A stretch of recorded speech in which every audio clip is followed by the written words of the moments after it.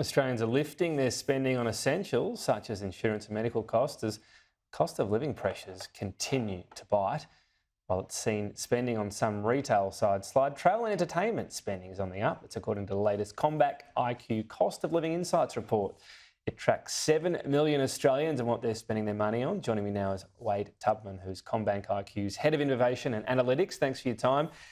Look, interesting findings overall. I guess sort of summing them up and how people are spending money out there. There are some surprising cutbacks I saw. Insurance and medical costs, while people are keeping spending on entertainment and travel. I guess, you know, it sort of suggests that some people there are not doing it that tough because it's still a bit of a luxury if you're talking about travel and entertainment and cutting back on the other stuff. Yeah, overall, someone's wallet, really does have constraints. And what we're seeing is consumers are making choices between shifting from some areas, being frugal, to allocate money to others. So yes, while you would consider travel and entertainment a luxury, they are making active choices to cut back in certain areas so they can still do some of those things. And in the form of travel and entertainment, catching up on some of those experiences they missed out on during COVID. Yeah, and I guess that makes sense. A lot of people had money put aside, you cancelled holidays, artists didn't come out, and then they do, and you think, all right, we're doing it anyway. Discretionary spending holding up better in regional areas. I found this interesting. I'm not sure what's behind this. I mean, maybe we're seeing, the really big rental hikes in closer to the cities and regions are holding up. Do you have an explanation for this? Yeah, it is a little unusual. Unfortunately, regional Australia normally does it tough when it comes to situations like this. But this time round, we're actually seeing regional Australia, no matter what state it is, actually faring up better.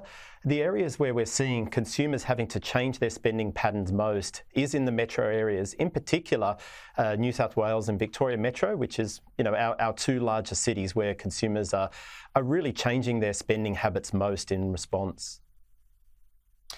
Probably no surprise to younger people that are doing it tougher. So 25 to 29 in particular, that's an age where I guess most people, if you think about Australia, have definitely moved out. So you're either paying your own rent or maybe even paying off a home loan that you got recently and you've copped these interest rate rises. Is that the most logical areas of pain here? Yeah, we're definitely seeing 25 to 29-year-olds having to change their spending quite a bit. As you mentioned, that is the age where you generally move out of home. And rent and mortgage is meaning that overall you're having to curtail other areas. We're seeing the 25 to 29-year-olds not just decrease discretionary spend, but they're also cutting back on essentials. And that's quite difficult if you think about essentials being insurance, medical, supermarkets, energy.